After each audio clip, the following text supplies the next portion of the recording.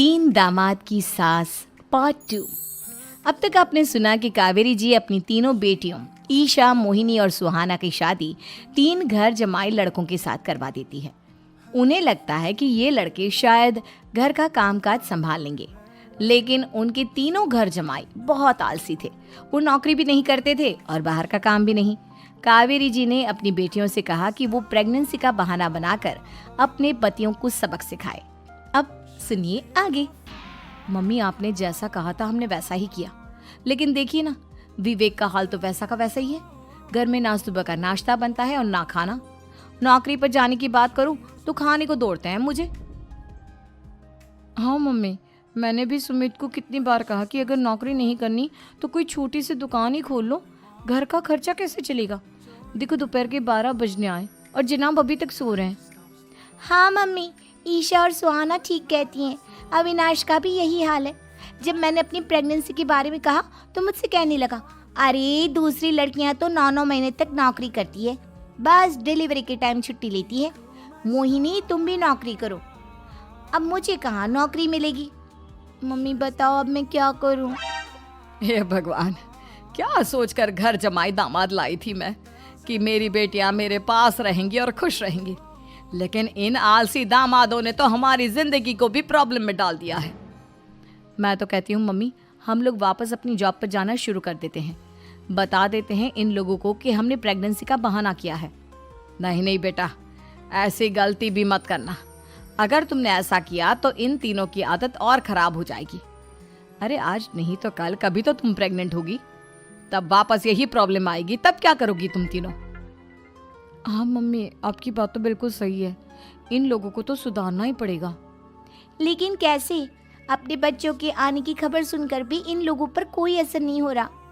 पैसे कमाने के लिए घर से बाहर निकलना ही नहीं चाहते ये तीनों। अब मेरे दिमाग में एक प्लान आया है।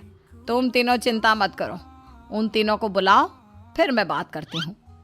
थोड़ी देर बाद कावेरी जी अपने तीनों दामादों को सामने बुलाकर अपनी बात कहना शुरू करती हैं।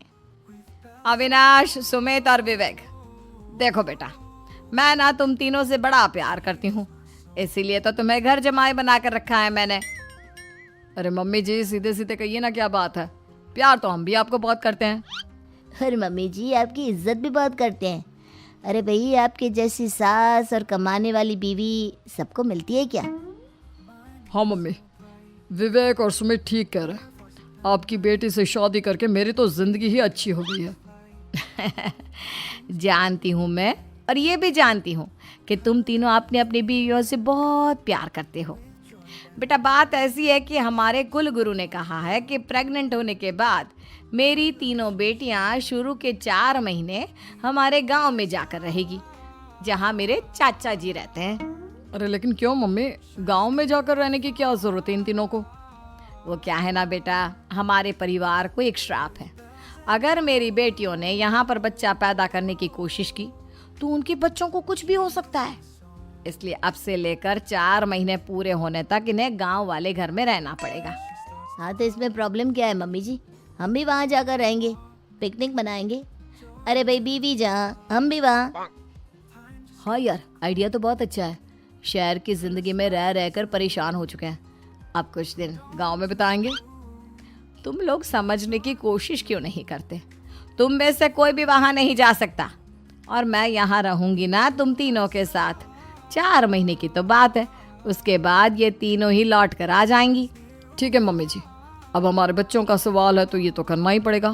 कावेरी अपनी तीनों बेटियों को कुछ दिन के लिए घर से बाहर कहीं दूसरे शहर में रहने के लिए भेज देती है। कुछ दिनों के बाद, अरे मम्मी जी, बहुत दिन से पिज्ज़ा नहीं खाया, मंगवाइए ना।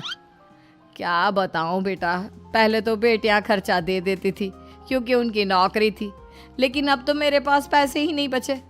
थोड़े बहुत पैसे हैं जो बच्चों की डिलीवरी में काम आएंगे। लेकिन मम्मी जी, आपकी बेटियों को वापस आने में तो अभी बहुत वक्त बाकी है। वही सोच सोच कर परेशान हो रही हूँ। सोच रही हूँ कल से दूध भी बंद करवा देती हूँ।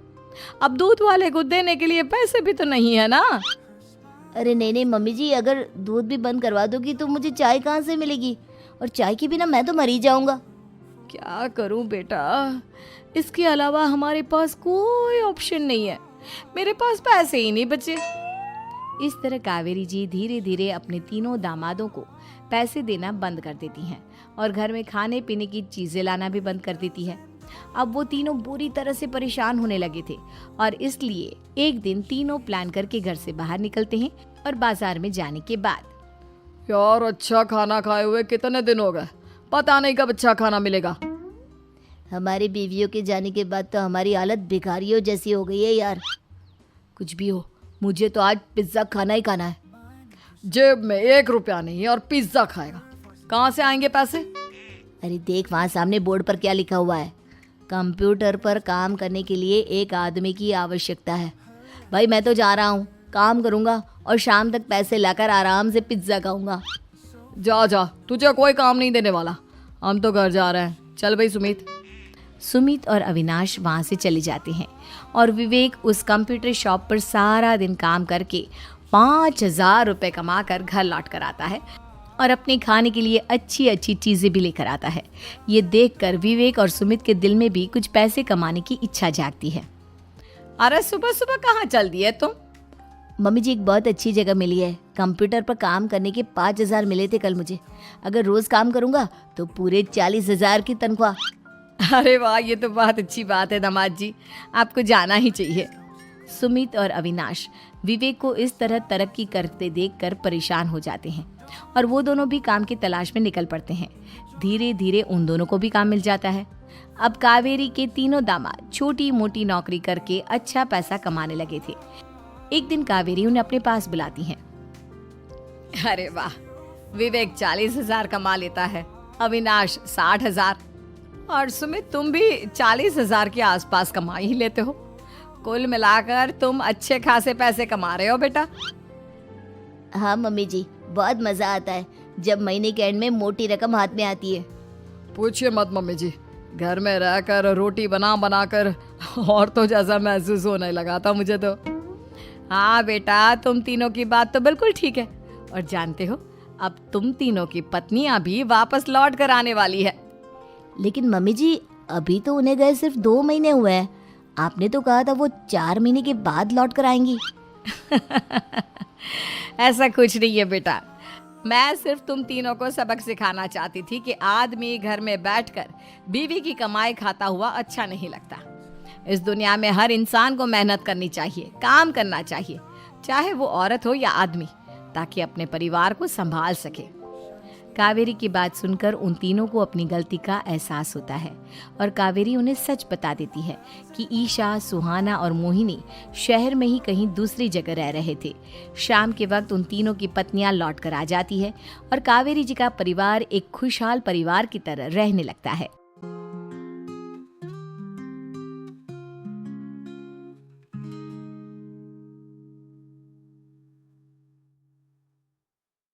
Monica so bright, her voice in the night, sweet music takes flight, brings